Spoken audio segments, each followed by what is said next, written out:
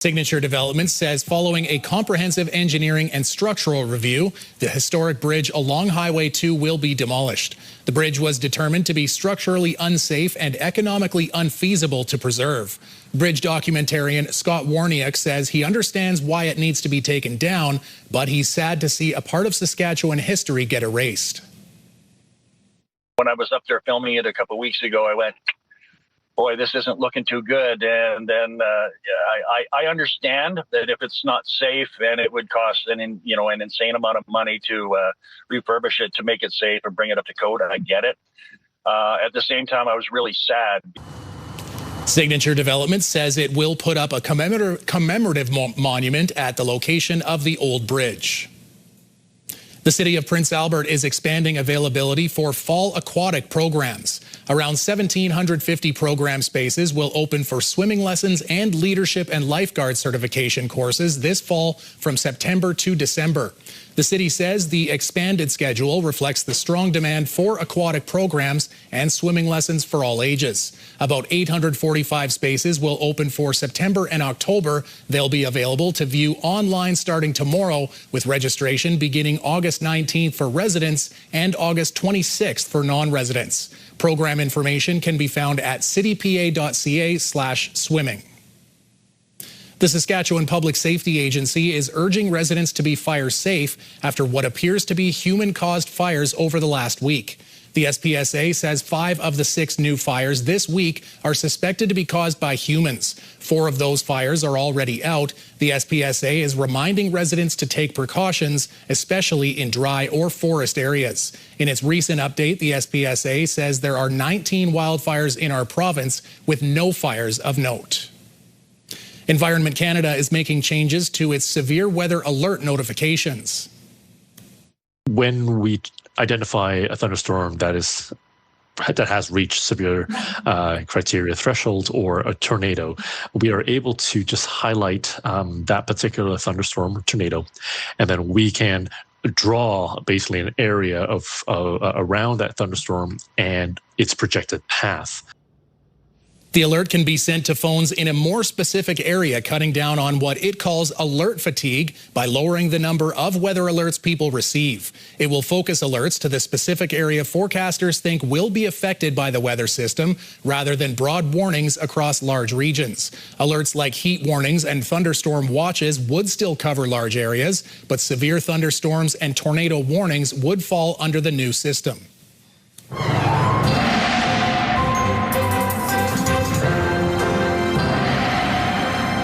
Just when we were getting ready or used to the old system, Jeff, you're going to have a new one to deal with. Well, this is an extra layer. We have the that new system with regard to the different colorations and the 3 degrees of severity. Yeah, we've had that implemented this year, but this one seems like it'll be a little easier to handle and particularly good because it's far more precise. And so yes, and there's still a human element involved. So we'll keep our eye on all of that, literally and figuratively. We do have some intense weather sort of brewing up closer to Calgary, but then in behind it, those pop-up showers that are pretty typical this time of year.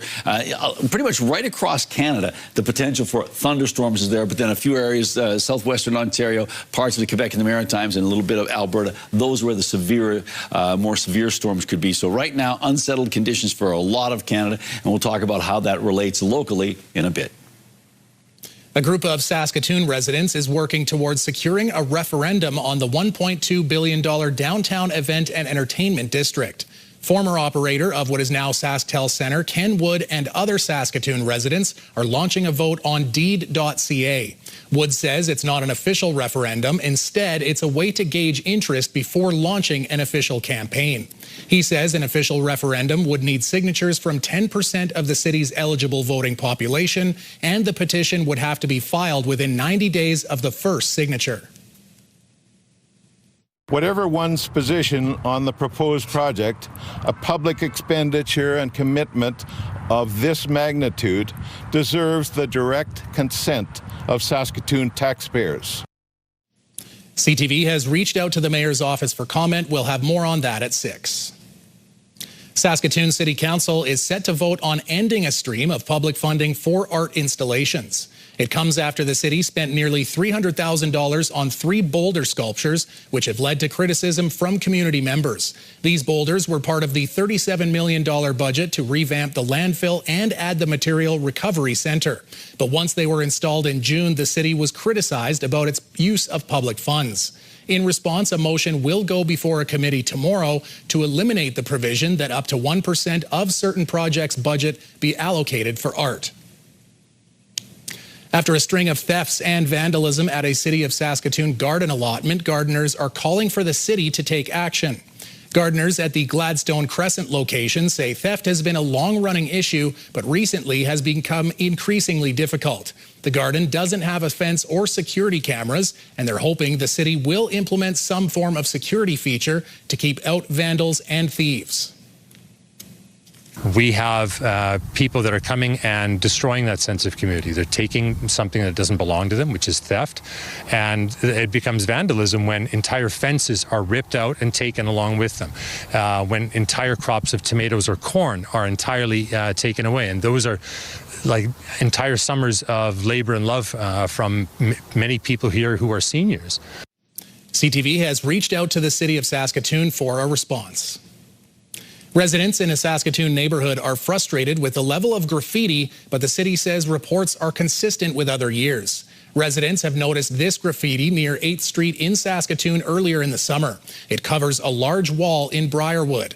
City Councillor Scott Ford says the city doesn't think it's hate speech or gang related, but it does qualify as a special and unique case due to the space it covers. Community members say they're happy to hear that the city plans to remove it soon.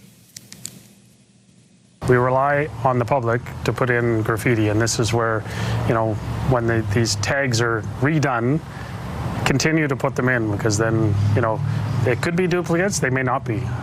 Some tags get put on within hours of us cleaning it up. The city says River Landing is an often targeted area. Graffiti can be reported to the City of Saskatoon by phone or through its website. The Canadian Taxpayers Federation is calling for gas tax relief at the pump. The organization released its new gas tax honesty report at an event in Regina.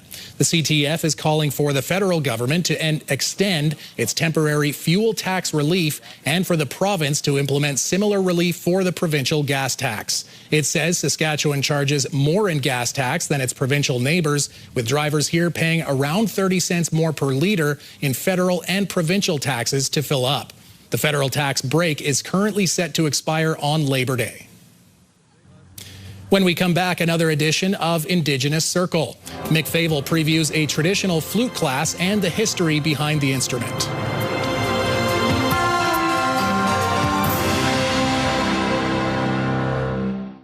Programming brought to you by Pure Country 92.7. The biggest names in country music play on Pure Country. Not every business has a paved road in or endless rows of cubicles. Introducing Starlink for Business. Flute offers a distinct tradition with its own history, cultural significance, and unique sound. We recently caught up with a class who are playing the flute for the very first time.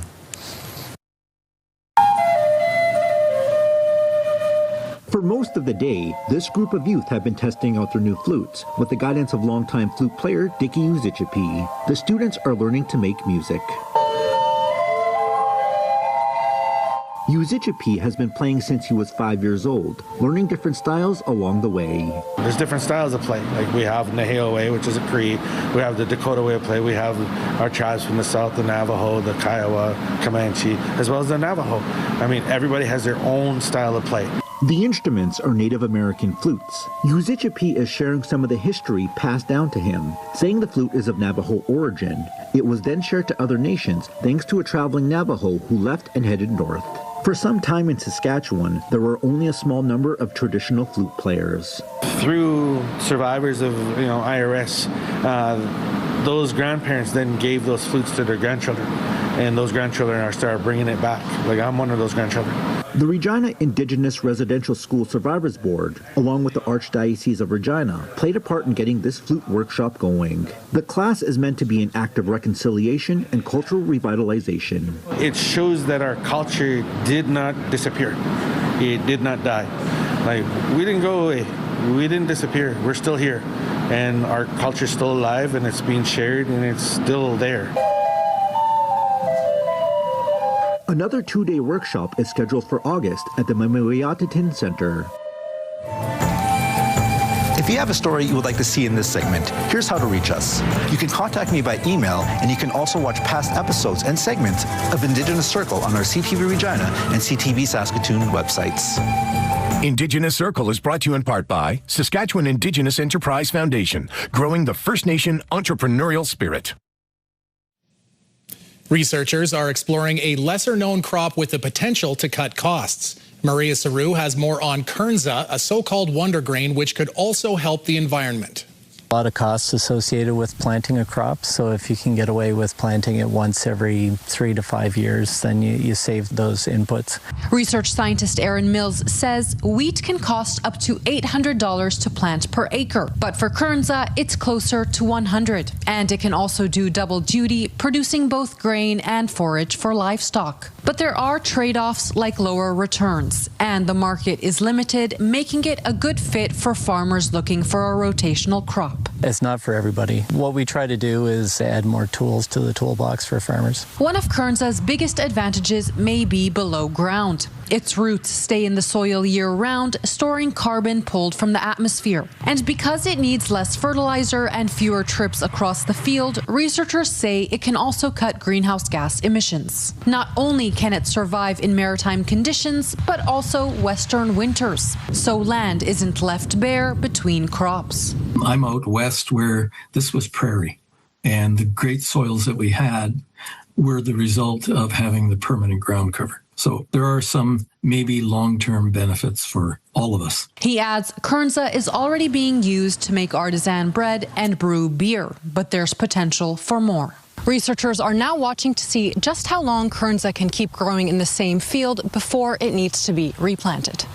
Maria Saru, CTV News, Harrington, Prince Edward Island. When we return, Jeff breaks down the weather forecast and finding a new drug having success treating menopause.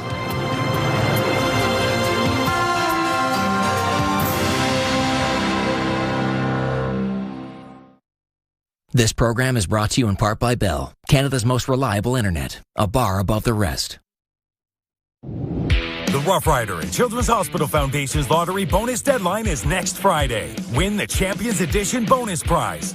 Unsettled? It's not as intense. Still probably as unsettled, but it's just there are other combinations, other factors aren't there brewing up the storms. But ultimately, we do have some storms, but they're not nasty. Well, they're nastier, let's say, in other parts of the West, particularly out in parts of Alberta. Pretty much coast to coast, there's an unsettled situation, John. But as I mentioned earlier on, you get into Alberta and parts of, southwestern Ontario and into parts of Atlantic Canada. They are dealing with a greater chance of something serious. But right now, possibility of thunderstorms exists over a large portion of the west. And as you can see, a lot of active weather, daytime pop-up showers certainly in Alberta, and then not as significant, but still in play in Saskatchewan. Let's take a look and see what we've got going on with our futurecast. As you can see, we do expect to see some of those intense storms sort of slide across southern Saskatchewan more than other parts of our province.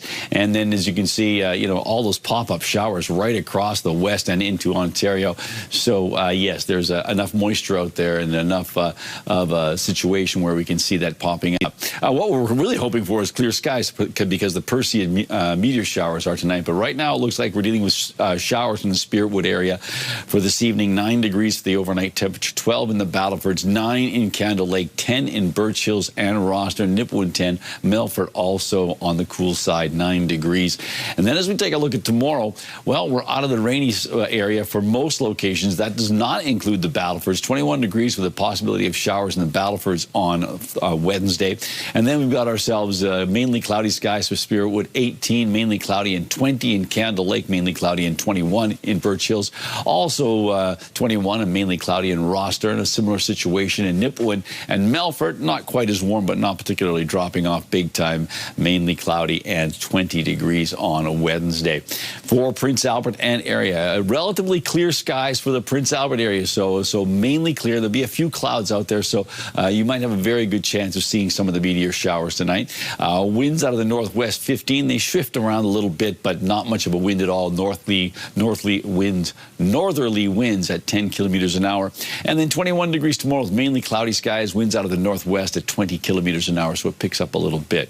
So here we go. Of course, these temperatures are still way below seasonal. The next time we see close to seasonal temperatures is Sunday, but it doesn't look like it's going to last. But in detail, we have 21 degrees for tomorrow and Thursday. Friday, a very good chance of showers. We could see a significant amount of rainfall on a high of 16 degrees. 22 on Saturday, 24 on Sunday, and then 23 on Monday. So a stretch of 3 days where we're basically at 23 degrees. And then on Tuesday, we've got a slight chance of showers and a high of 19. So that is how things are shaping up in the next 7 days for Prince Albert and area, John. Looked like a poker player. That system was kind of just bringing stuff down from the north and cooling things off, and that explains why we are getting that cold temperature at night.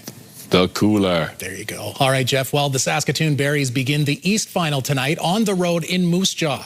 The Berries are facing the Miller Express for the third straight postseason, with each team winning one series. Both series needed a deciding Game 3 to advance. In the regular season series, Saskatoon edged Moose Jaw 5-3, including this 11-2 home win last week.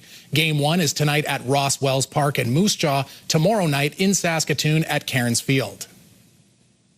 A dozen PWHL stars were in Regina over the weekend training and visiting with hockey fans. 6 Canadians, including 3 Regina products, 1 Russian, and 5 American players were in Regina for off-season training. It's a partnership between 98 Hockey Management and Peak Hockey Performance. Athletes gathered for high-intensity on- and off-ice training sessions before taking some time to sign autographs and share experiences with the next generation of young athletes at a local sporting goods store.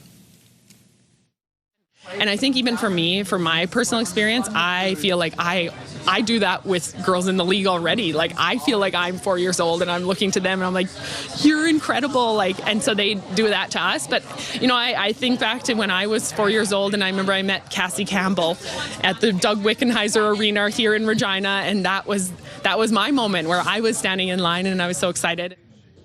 PWHL teams will begin training camps in late November after the Women's World Championship in Denmark. Do you have a community event you would like to promote? Or maybe you'd like to draw attention to your organization. Let your local CTV station help you spread the word.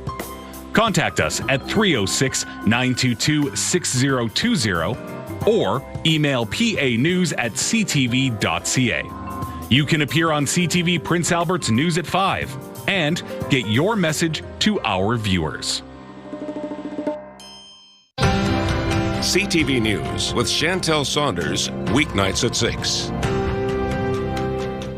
The Northern Lights Bluegrass Festival, August 14th to 16th at Ness Creek near Big River. Get ready for a magical, musical ring-dang-doo. A handful of communities in the southeast last week. Bookings include blood and urine collection, ECGs, and glucose tolerance testing at some locations. The SHA says appointments will be available 1 week after online booking opens. Today, Watrous is online. Wadena joins tomorrow. A Vancouver-based company says a new drug is showing promising signs of treating the symptoms of menopause. Adrian Gobriel has the details. It's a natural biological stage that nearly every woman will have to navigate in their life, though it's packed with stigma as well as debilitating symptoms. Dry eyes to brain fog to mood changes, anxiety, night sweats, hot flashes. Every system in the body can be affected. Positive signs from a new experimental menopause drug that could help decrease hot flashes has been developed by a Vancouver-based company called Abcelera. Now, the news has sent the company's stock skyward, while also providing hope for those searching for a non-hormonal alternative to hormone therapy. There's so many women who, unfortunately they have breast cancer, for example, and they can't take hormones, right? So this would be like a good alternative. Advocates say that for too long, women have been suffering in silence, unable to access reliable treatments during their prime adult years. At the height of my professional career, I had never heard of the word perimenopause, had no idea that you could have 30-plus symptoms. A study by the Menopause Foundation of Canada found that 1 in 2 women feel unprepared for this stage of life, while 4 in 10 are reporting that they feel alone.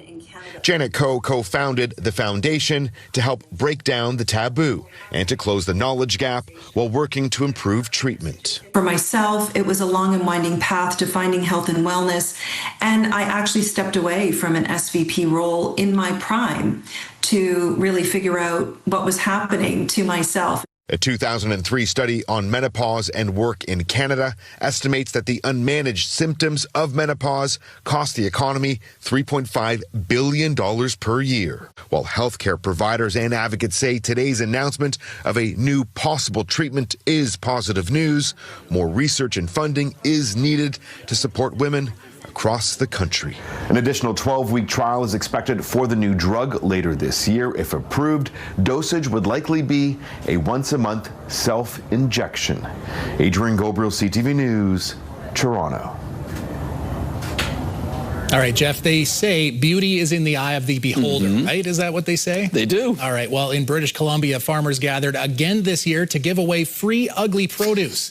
The tradition started 4 years ago to prevent vegetables that would otherwise be tossed away. More than 30,000 people turned up for this year's Ugly Potato Day, setting a new world record for the largest donation of produce in 24 hours. More than 246,000 kilograms were given away. That tops the 2016 record set in Sacramento, California. The produce was either damaged or too small to sell in stores. The aim of this event is to show our community that, firstly, local farmers care. We see that you're going through a hard time, so we have over 25 farms that donated to this event. Secondly, it's to show the amount of food that we can't eat just because it looks ugly, even though it's still nutritious and delicious. Jeff, produce from 25 different farms was provided. I'm looking at it, and I don't think I see an ugly item there yet. I would eat all of these things. You know, this is all very impressive, and goodness knows, as that gentleman was saying there, this is still nutritious food, and people are desperately in need of good, nutritious food. Just scratch off the best before date on your apple. Bingo.